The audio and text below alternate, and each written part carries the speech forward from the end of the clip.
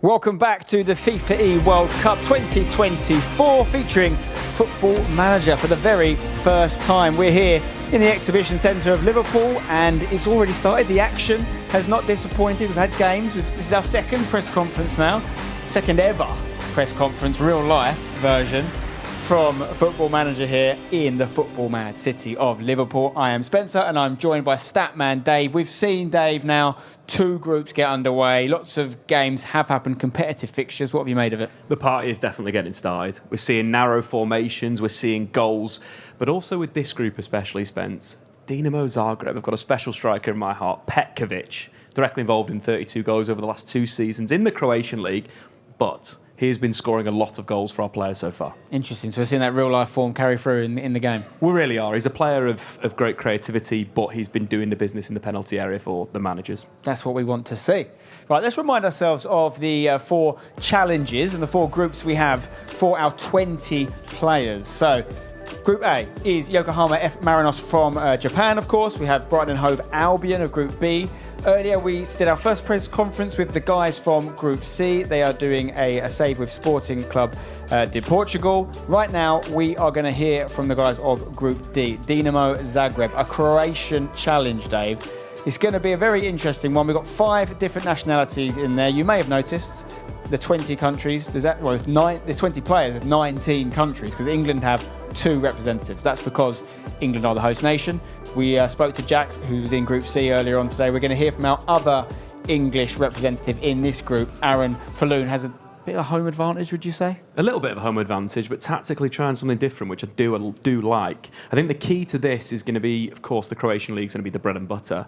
What can you do in Europe? Yeah. Are you going to jump out of the Champions League early? Are you going to try the Europa League? Got to think about the money that they're going to get from prizes, the reputation of the club as well, but also promoting young players. I think is going to be really key in this save. We've also negated the home advantage to some extent by not allowing them to be in Group B and have the Brighton and Hove Albion save. So I like that as well. We're going to meet our managers. Now, we've got some assistant managers coming out as well. It's a team effort, isn't it? It is, absolutely, Spence. So let's meet our Group D managers. Here they come.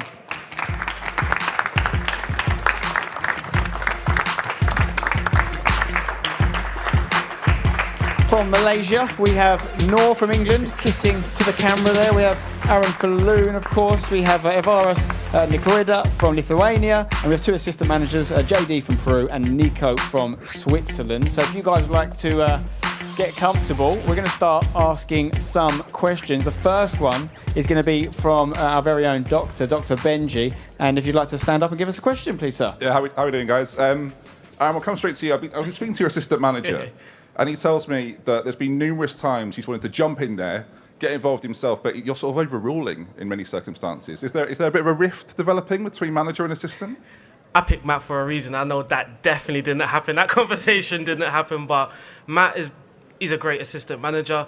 For me, people know me as someone that likes tactics a lot, but I feel with the sort of saves that he does, he specialises in things like contract negotiations, transfers as well. Already that's helping us, even offering contracts currently at the club, making sure we're not losing money and we can use that money to strengthen our squad for the Champions League. So, Come on, Matt. What do you think sets you apart from the men stood or sort of sat across from you? What do you think?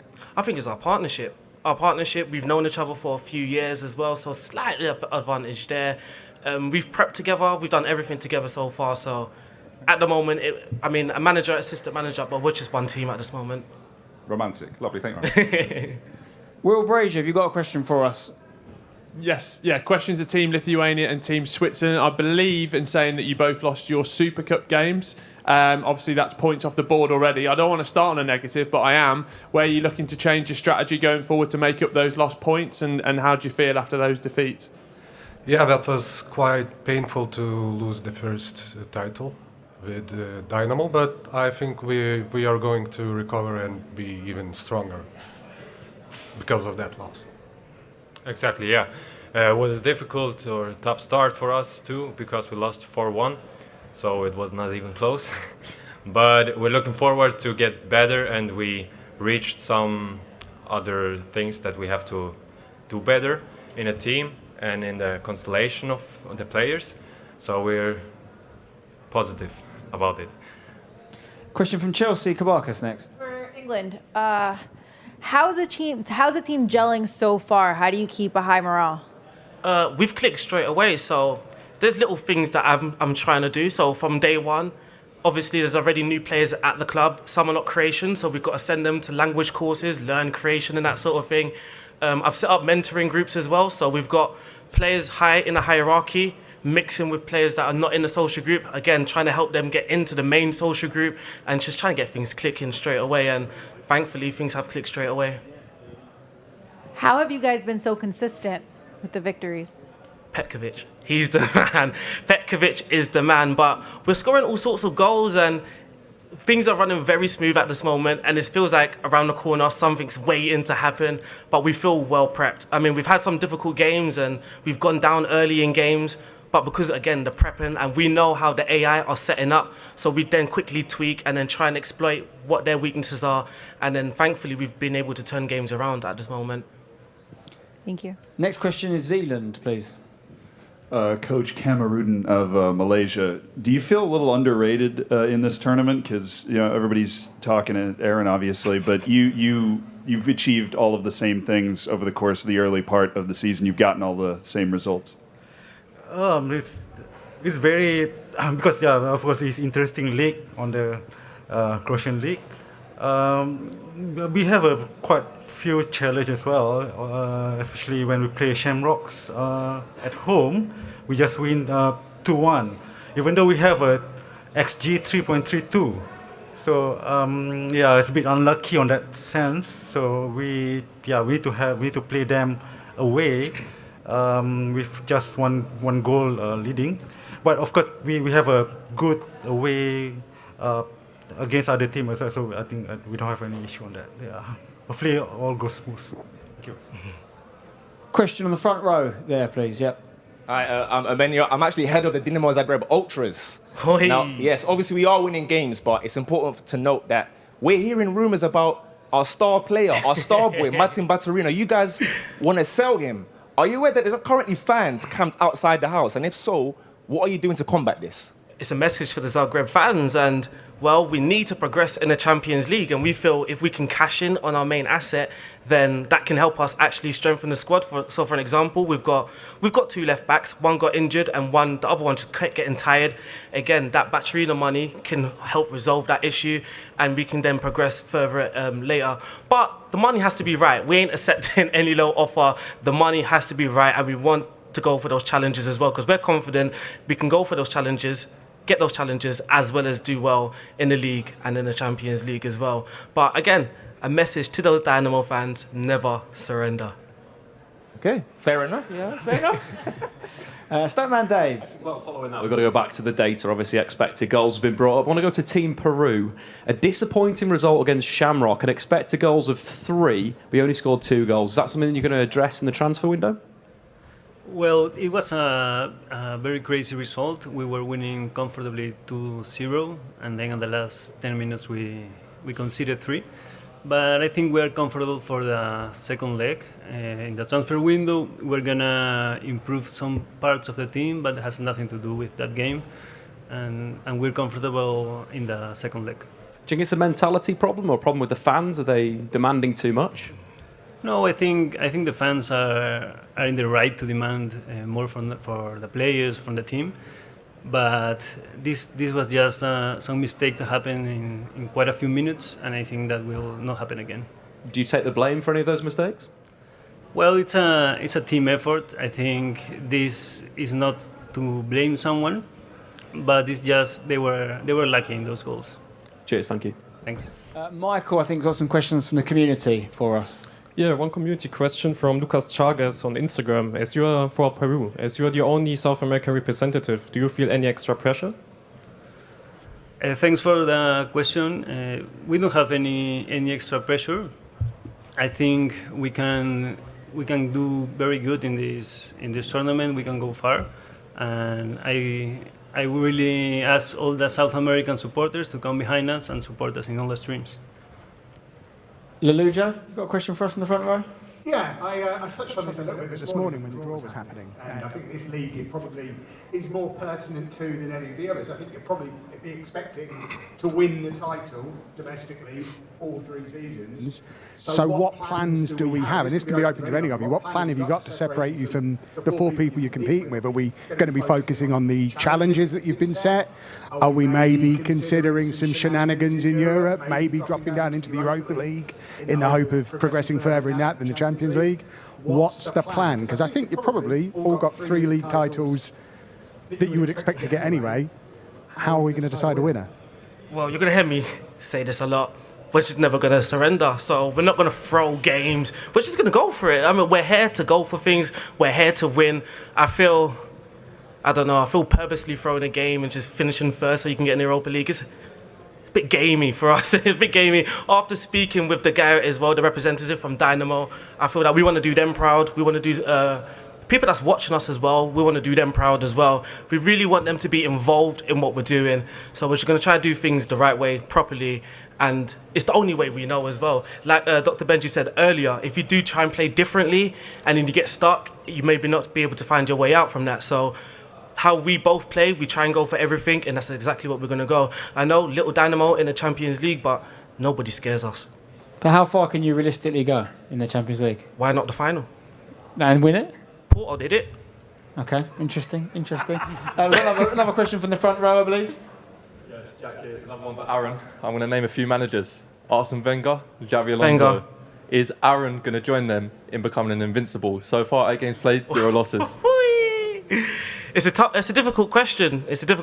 Like at the moment, we do have those little squad issues in like the left back area. If one gets injured, the other gets tired because we aren't playing wingers. So those fullbacks really got a job to do, and we are noticing it gets to the 80th minute and they're a bit knackered, so we've got a sub. So it's going to be a difficult season, but again, we are going for it. It's something that we joked about earlier upstairs as well in the players' lounge, and again, why not? If teams have done it before, why write ourselves off so early in the season, especially when things are going well at the moment as well. I've got some questions for our 2 managers of Lithuania, of obviously not just you, sorry, but Lithuania and I think Nico in Switzerland. You both lost games.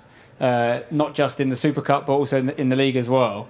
You're sitting next to managers who are all playing a different system to you. So we've got the 3 narrower formations, seem to be doing a little bit better at the moment.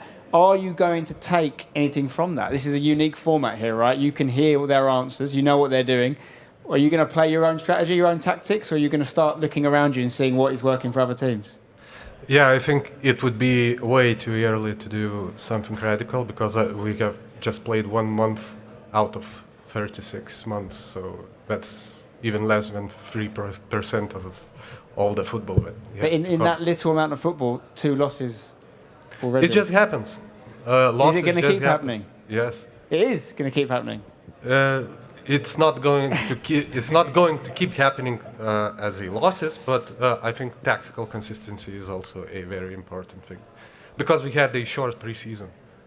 Yeah. So if you're going to play something unfamiliar for your players, like 4-3-3 or something like that, we are not at the top of tactical cohesion right now. Yeah. It's going to get better. If we are going to dump all of that plans that we made before going here, I think it's going just to be worse. Nico, is that the same for you guys?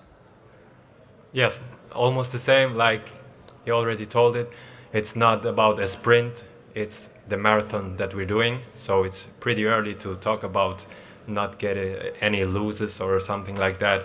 It can happen, of course, but sometimes you win, sometimes you learn, as it says. And it was a difficult start, yes, but we're looking forward to get into this formation from us and teach the players how to play it right, and we're looking forward to get positive responses to that. So you guys believe your formations long term are best suited for your players? Is it a case that you're playing a formation you're familiar with from other saves and you're imposing it on this squad, and the other guys maybe are playing a formation that better suits their players? Would you say that's fair?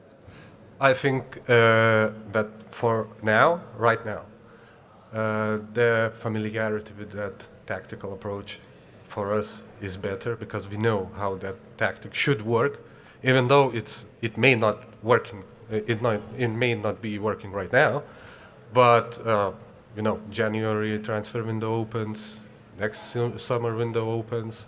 It may be completely other way around. Alvarez is talking about the transfer window. Nico, do you think you're going to make it to the transfer window? Nice one. You got me there. But of course we're going to do it, yeah. Okay. No worries whatsoever. Because obviously, as you know, Lujo mentioned, you're in a league where you can't really afford to lose many more games if you're going to win it. And they're expecting that, aren't they? Of course they expect us to win. But if we're looking at our table, we're still second. Not much points behind the first one. So not a big problem. One win and we're back on top. So that's not a big problem that we're going to win this game or this season. He almost said anything that I have to say. But to get something else like... No, I don't know. You already said it. Listen, you're doing a better job than we could doing press conference in not your first language. You're doing really well. Aaron, I see you nodding away there. You guys obviously started a little bit better than these guys. Do you think we're going to see a sacking on someone on this table with you is going to get sacked? No, I don't believe that.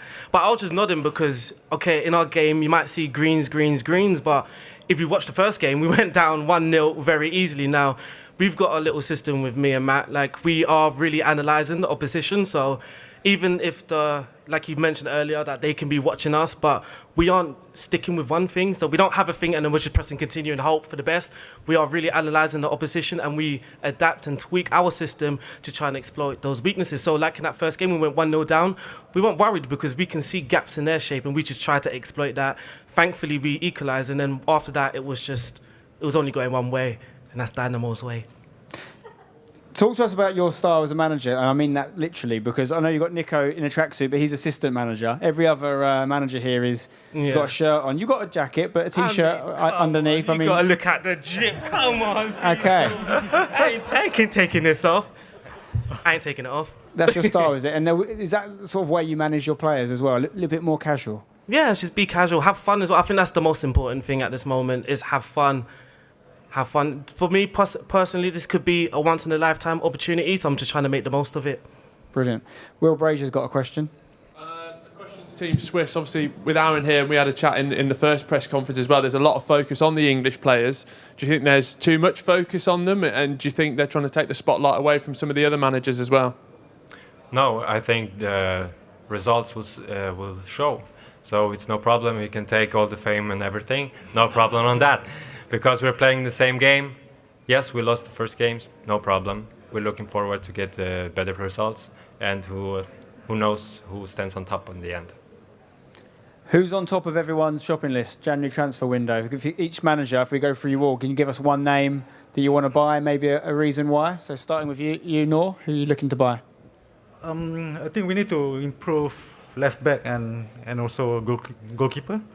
I think one option is De Gea. It's available free on the market. So he also want to join Dynamo. Already scout him. So he's interested in the project. Yep. Okay, he wants a little cheeky move to Croatia. Why not? Why not? Right. Aaron, I'm happy with my players at the moment. Like I said, the left back, I wouldn't say it's a concern. A lot of Dynamo players could be watching this, so I'm not looking to sell any of them at the moment, but we don't have any data. And if, again, the way I play, a lot of the times it can be data-led. I'm not just going to look at your attributes and go, oh, we'll buy you. If you are got good attributes performing badly, that can come into our team. But if you've got average attributes, but you are overperforming, again, that form can come into our team. So we ain't got no data to look at the moment, so we're not really thinking about the shopping list. We're happy with our current players. If it ain't broke, don't fix it. It's working all right. So far, Alvarez, who are you looking for? We are obviously looking for a left defender, and I think we need some quality in our squad depth. So I think it's going to be a number of loans. Okay, busy window coming up for Lithuania. JD, have you got your eye on anyone? Well, we trust the squad right now, and we're very happy with it. I think that we want to try to keep our left back. We're very happy with him. Okay. And if we can, I think the fans will also be happy with it. He's loving that because everyone else has been slating the left back. You like it? we need added depth. Like I said, Oh, he gets you tired. said it now. You said it now. Nico, what about you? We didn't talk about the transfer window already because we don't have a special player that we want to, but of course we're looking on it and get some more players with high quality. Okay, I don't think we've got any more questions from anyone in the crowd here, so we're going to say thank you very much to our guys from Group D. We'll see you again tomorrow. Of course, lots of games to be played, so thank you very much. Dave, if you want to join me just for a quick debrief there after that. Anything stand out for you there? I wouldn't want to be the left back. Been sold 4 times. One manager's supporting me. I'm going on strike. Imagine if they keep him and he ends up, doing wonders. I'm going AWOL to PSG. I'm going to Paris. Yeah. Stand outside the PSG office and be like, I'm here, guys. Play left back. I'm very good. I've come from a great Croatian team. And obviously, some belief that maybe De Gea would be interested in the project. Do you think that would be a good fit for this club? I think so, yeah. David De Gea has obviously played at Manchester United. Great experience, although he's going to cost quite a lot of money. His wage demands will be very, very high. But if that can get sealed, that'll be the best goalkeeper in the Croatian First Division probably ever. Yeah, it could be a game changer for sure. Okay, watch this space. We're going to see more Group D action. Later on today, we're going to hear more from Group A. Looking forward to that press conference. That's, of course, the Yokohama F. Marinos Challenge. 5 other nations to meet and speak to there. They are underway right now in their game, so we're going to catch up with them. And we're going to be hearing from them at 7:30 p.m. UK time. So hopefully you'll join us for that one. See you soon.